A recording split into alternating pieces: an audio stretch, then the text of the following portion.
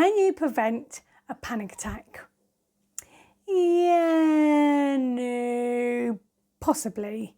In this video, I'm going to share with you some methods you can use in order to reduce the risk of having a panic attack and also to reduce the period of time in which you're having a panic attack and to make a quick recovery from it. Hello, and my name is Tamsin and I run the website theonlychildclub.net, and I'm dedicated to supporting you and your gorgeous one-child family, helping you all to grow, flourish and live life to the full.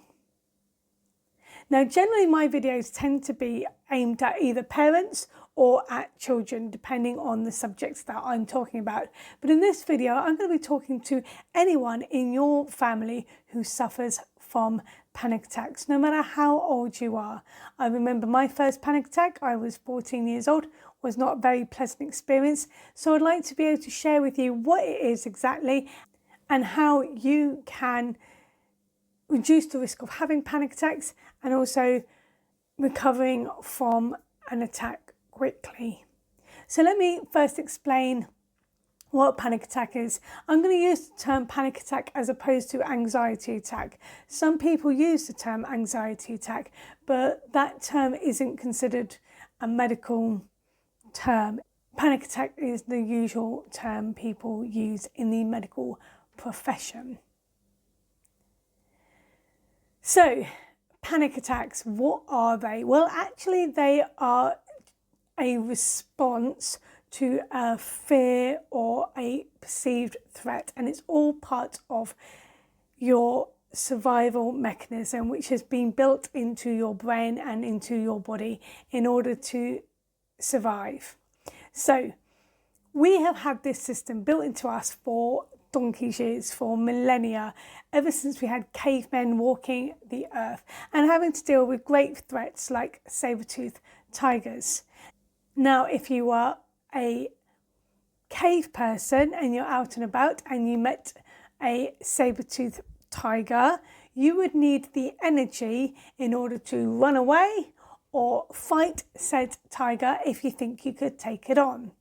And that is what the survival fight or flight mechanism is. It's when you have adrenaline and cortisol, two stress hormones, whizzing through your system, whizzing through your nervous system to give you the strength to either fight or run away and to give you the energy. The thing is nowadays we don't normally come across saber-toothed tigers, but that survival mechanism is still built in our system. And, you know, to be honest with you, sometimes we still need it. Sometimes big disasters do happen and we do immediately need a lot of energy, a lot of strength in order to survive, in order to get out of a dangerous situation or to fight our way through a dangerous situation. But for those people who have very sensitive nervous systems, they may end up having panic attacks over what's considered a perceived threat when it isn't at all. So for example, if you're a child who goes to school and you forgot your homework and you're a little bit worried that your teacher's going to have a go at you, perhaps you just have a panic attack over that because you left your homework at home and you're worried that you're going to get into trouble. Some kids have had panic attacks over that and have thought they're going to die or something terrible is going to happen, getting all those symptoms, you know, getting all sweaty, heart palpitations over something that isn't really a dangerous threat to your life. So that is exactly what a panic attack is when you're having that experience because there's a perceived threat and the adrenaline and the cortisol is running through your system. You might not be able to think straight because it's your panic response to getting away from danger. So how do you prevent panic attacks? Well, you can't really prevent one. You never know when one's going to flare up. However, you can dramatically reduce the risk of having them by doing these things. Firstly, you need to know yourself and you need to know your family. It can be a genetic disorder, panic disorder. It can run through the family. It certainly has run through my family. I've suffered from them. Sadly, my daughter has, my mum has, granddad has, and probably a number of people who tend to be quite sensitive anyway, people who tend to be quite creative and sensitive, may have very delicate nervous systems. You know, the other person I think of who has a delicate nervous system is Mrs. Bennet from Pride and Prejudice, the Jane Austen novel. She speaks often of her nerves, and her husband is also a little frazzled by her talking often of her frazzled nerves. How can you tease me so?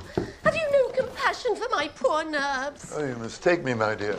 I have the highest respect for them. They've been my constant companions these 20 years. But there are people like that, and it can be just something that's genetic in your system. However, another reason why people end up suffering from panic attacks later on in life is if they were exposed to a lot of traumas when they were a child. So a lot of threats, a lot of dangers that they were exposed to. So their stress hormones are on a higher than average level. So the smallest thing can trigger them and you can get a panic attack before you know it. And that's something you have to deal with through therapy, to talk about childhood traumas and how to work through that. So know yourself, know whether you're likely to suffer from panic attacks because it runs through the family, or addressing some of the childhood traumas you may have had, which means you're more likely to have panic attacks. The other thing is also maybe hold a diary if you do have panic attacks, and write down in your diary every time you have one what exactly triggered it. We'll talk about that later. So have a little panic attack diary. I know it sounds a bit weird, but afterwards just write down what it is that triggered it, because we'll talk about that a bit later. The other thing is making sure you are informed of the things that you're actually scared of. A lot of panic attacks can happen because you've been presented with something that you've got a phobia of. And if you've got that phobia and you haven't prepared yourself for that, the panic attack is going to set off and it could last a long time. So if you have got a phobia, if you have got a fear, you need to start learning more about that and be informed so that you're not going to feel it's as much of a threat than you did initially. So for example, if you've got a phobia of heights, you may need to have some help with a therapist to overcome that phobia, so you reduce the risk of having a panic attack. And it's called exposure therapy. Can't say I ever want to have this, but if you actually have got a phobia that's paralysing you and making it very difficult to function in life, you might actually have to go through this therapy. So if you've got a fear of heights, you may be sent to a very big thing of stairs, flight of stairs, and you go up each flight at a time, you look down, and then you go up another flight and you look down, and obviously, the higher you go, the more anxious you're going to feel. And you work with this with your therapist, very gently exposing yourself to your phobia until you realise actually there's nothing to be afraid of. So be informed and work through any phobias you have. Now, something that I was very scared of before 2020 is a pandemic. It was actually something I was scared of. You know how some people can have, I don't know necessarily if they're irrational fears, I think they're very rational fears, things of that they have no control on but could happen. Nuclear war, some people have real fear of that happening. It's certainly something during the height of the Cold War when people made bunkers because they were scared of nuclear war, or maybe hurricanes, volcanoes going off, earthquakes, especially if you live on a major fault line. You could have a real genuine understandable fear of that. And my fear was pandemics. Before the pandemic, I was like, I hope I never have to live through that.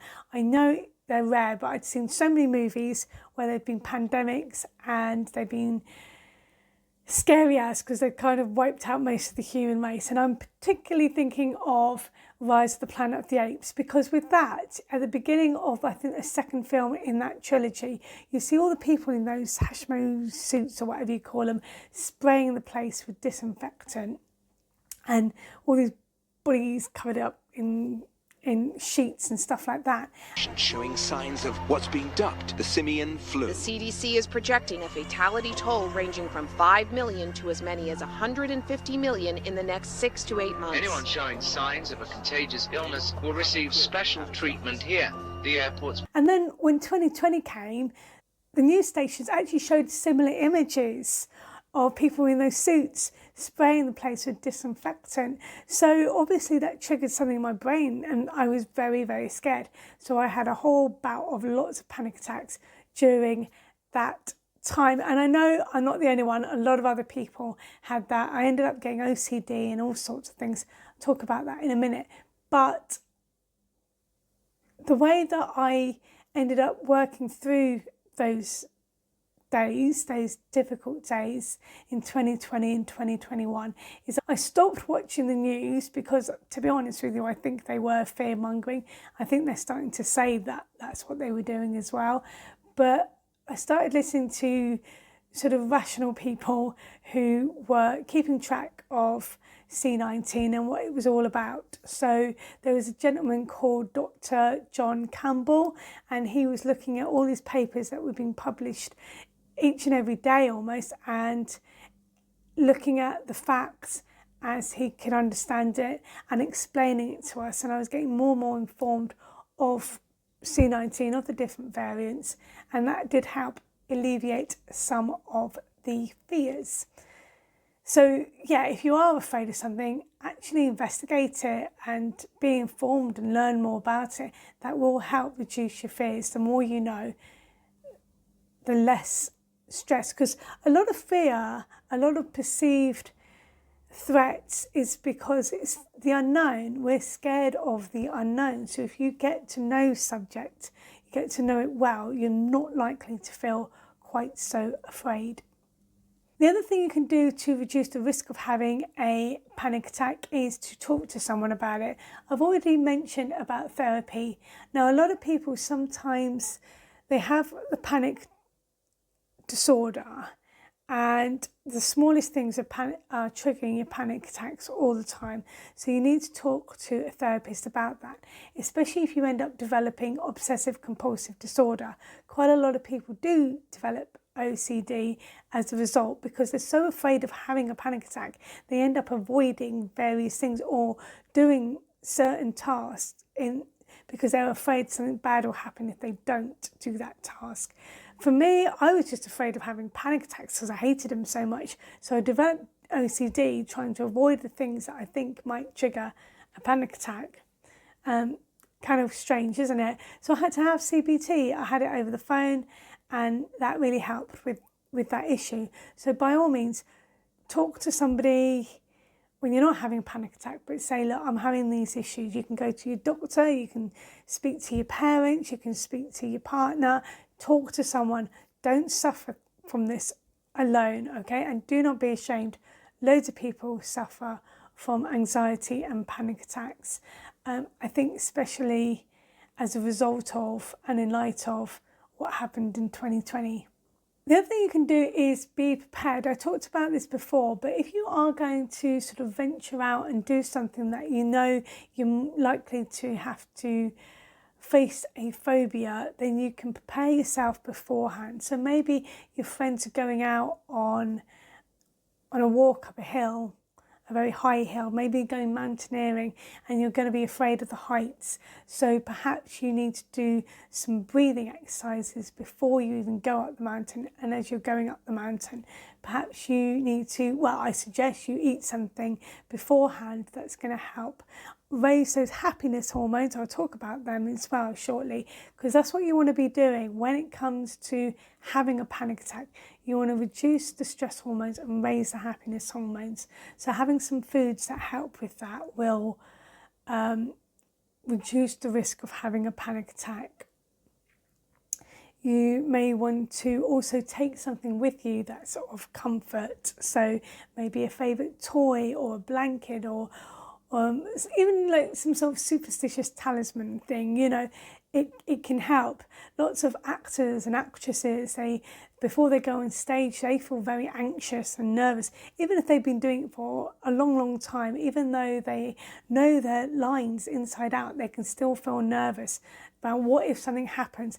They can still feel panicky. So they may have an item on their person somewhere that brings them comfort. So you may want to have that. So maybe if you're scared of going to the dentist, you may want to take a toy, a blanket, whatever it is that is of comfort that you can hold during that time. And you know what, that goes for you parents, adults as well. I don't think anyone will judge you for taking something of comfort if you are afraid. Now, this is a very interesting thing. When it comes to being prepared to do something that might scare you, remember that the same hormones that causes you to panic are also the ones that cause excitement. Did you know that?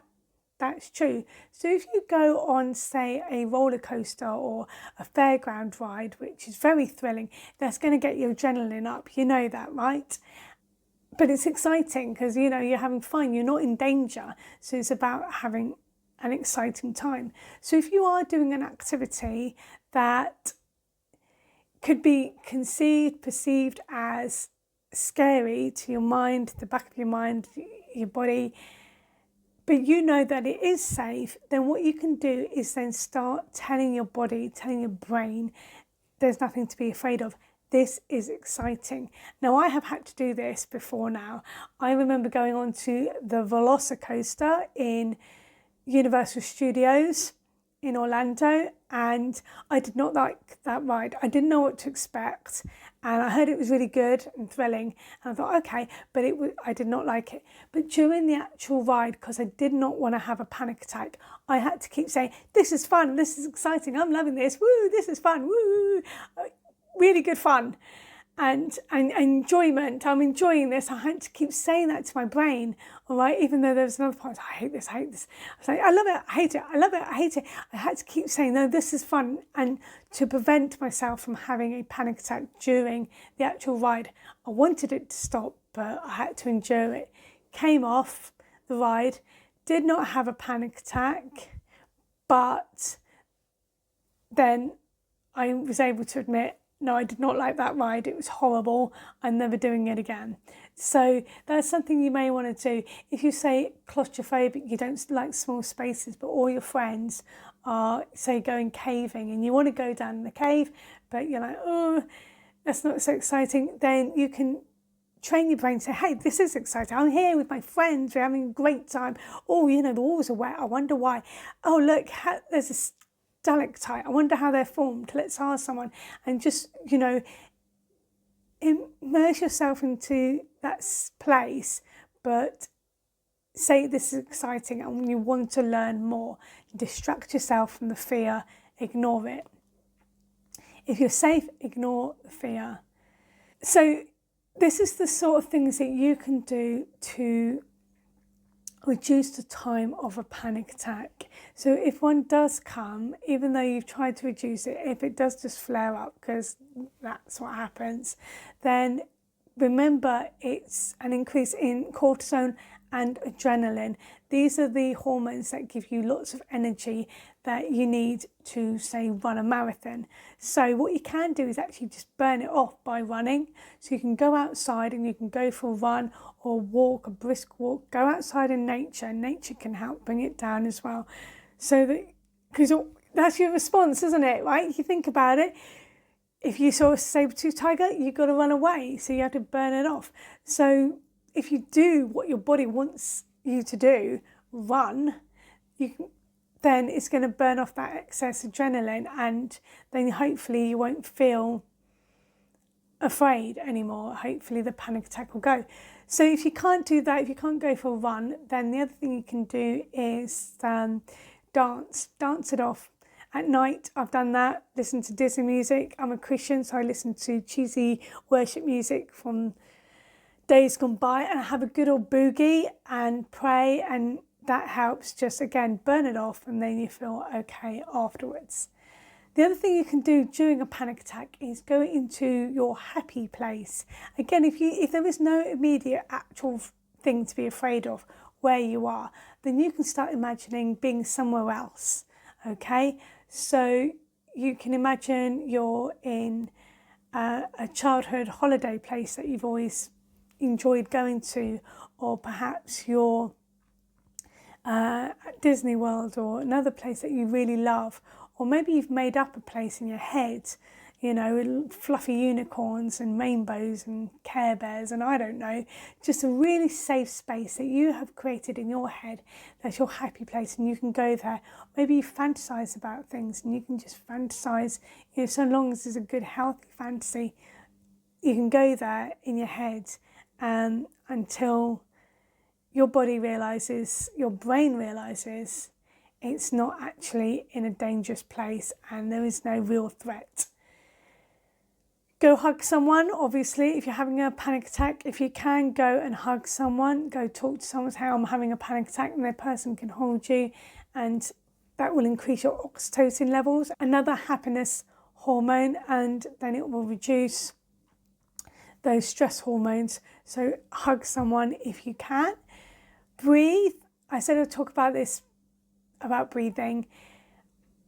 When I give these videos, I tend to draw from blog posts I have already written. And on the blog post about how to prevent a panic attack, I've got a few useful websites there, and there are ones in connection with breathing as well. So you can go on there and you can learn some really good breathing techniques to get lots of air into your lungs, hold it there and then breathe it out, and that will help you recover very quickly from a panic attack if you can do those breathing exercises.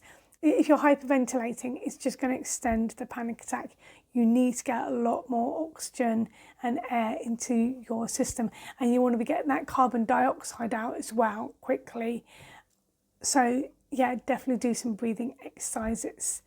And also, once you have come out of your panic attack, or when it's, you know, ebbing away, you'll feel it ebbing away. You may feel a little still anxious and jittery and nervy at the end.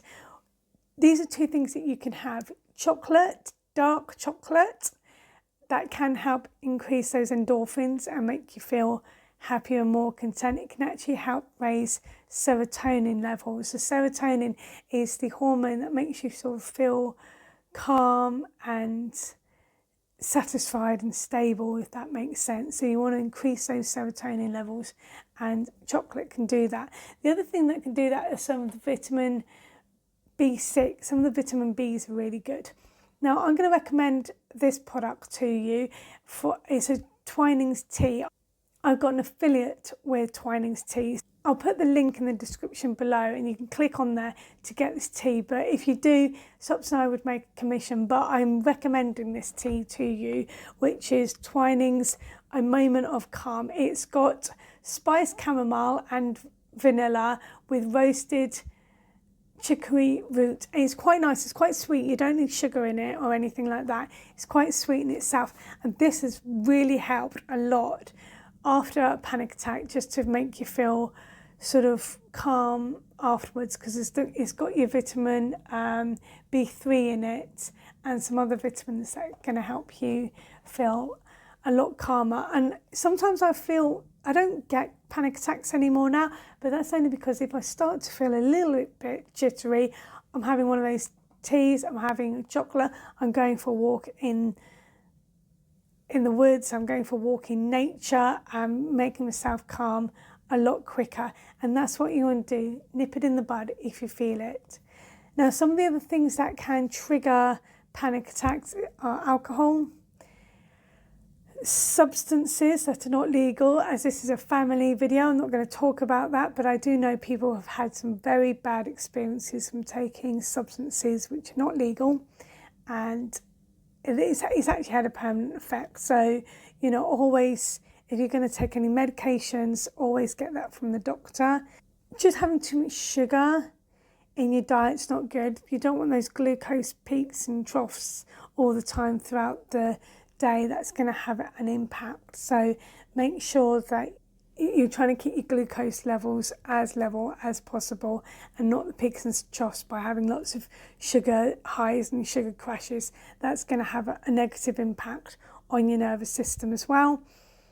Other things you can do in the long term, as I said, to try and prevent it and keep calm, is to have a diary, to do meditations. There's plenty of really good meditation apps out there. You can also do prayer if you're a person who likes to pray. I pray the rosary every day. That helps as well.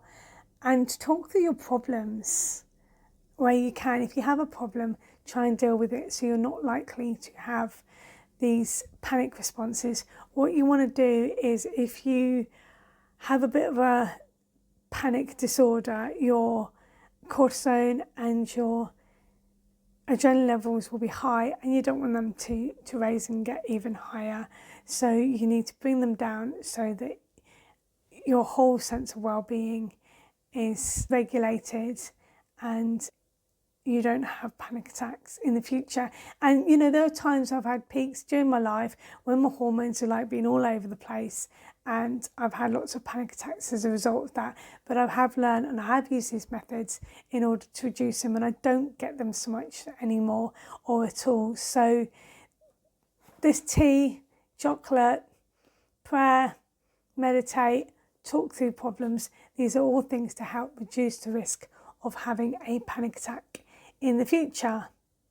Thank you ever so much for listening to me so patiently. I hope this video has proved useful to you. Now, if it has, please do press the subscribe button so that you can watch future videos. It's really going to help me and SOPS and this channel to grow so we can reach more people. So please do that. It costs you nothing. Just press that juicy subscribe button. If you have also suffered from panic attacks in the past and you have another method that really helps you, please do let us know in the comments below so that we can learn from each other and take on some of these other tips and tricks to help prevent panic attacks. Thanks ever so much, and I'll see you next week. Toodles!